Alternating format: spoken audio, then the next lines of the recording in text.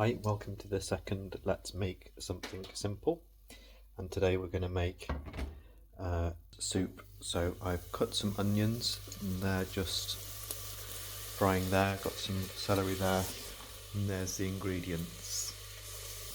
And as with everything I do, there is no recipe. Literally you go in the fridge, you choose the ingredients that you want and you put them in. 2 bags of watercress. Got some out-of-date celery that looks pretty in-date to me, so I'm going to put that broccoli in as well. Sorry, broccoli, not celery. I'm going to start by adding a bit of stock to the onions and celery, not too much, and then some water. And put that on a medium heat so that the onion and the celery kind of reduce. Here we go. I use that for stock. Don't use Bisto. Bisto's got monosodium glutamate in it. Why would you possibly want to put that kind of crap in your body? So don't use Bisto. Okay, so I cheat a little bit.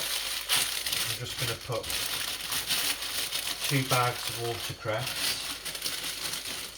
into like a NutriBullet, or you could use a food blender, and chop that up really nicely. I'll do the same with the broccoli. This is my mum's, not used to using it, so put that on nice and secure.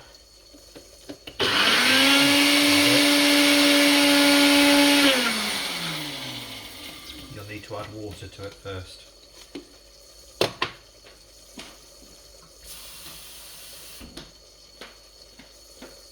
Okay, so put that lid on. Meanwhile the onion and the celery is doing nicely.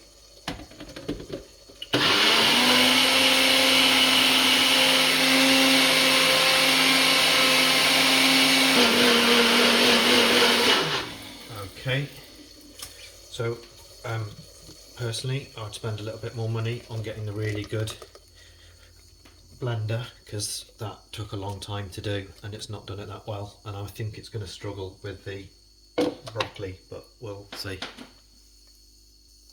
Quick note on the broccoli, it says it went out of date on the 24th of September. Smells absolutely fine, looks absolutely fine. It's either full of artificial preservatives or, you know, it's fine. Okay, so broccoli in there, I cut most of the stem off, add a bit of water in, and let's see how our NutriBullet deals with this. Probably will struggle.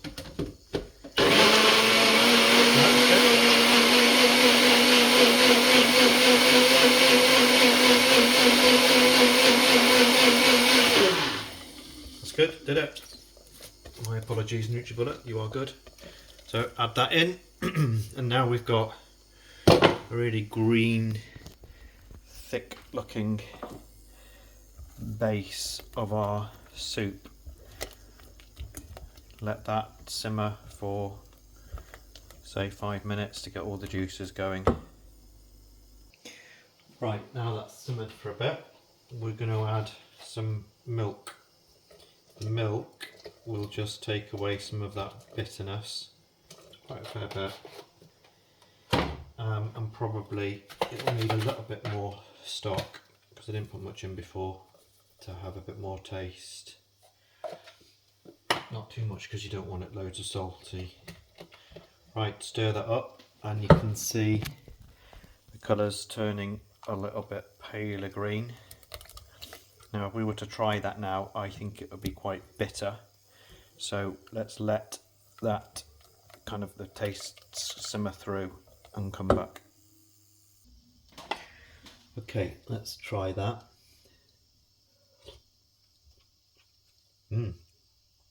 nice, slightly bitter. So to take that off, and I'm trying to avoid using cream, if you note. So let's put a little bit of Greek yogurt in here. Full fat, never bother with lower fat. That's just a utter nonsense.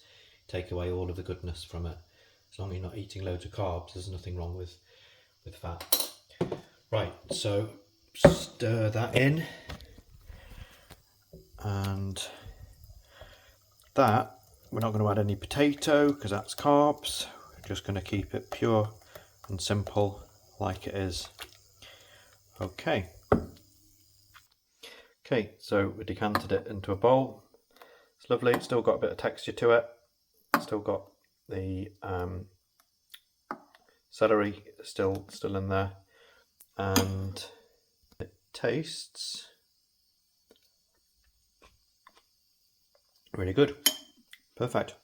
Quite creamy, not overpowering, not too bitter, and that's with all the broccoli and all of that watercress. Normally watercress, if it's not balanced out, would feel really bitter. So that's how to make watercress soup, Simon style. Main points are: don't use a recipe, don't use horrible stock cubes, and yeah, just do what you want with it. But that tastes really, really nice, and no need for carbs. Nice one.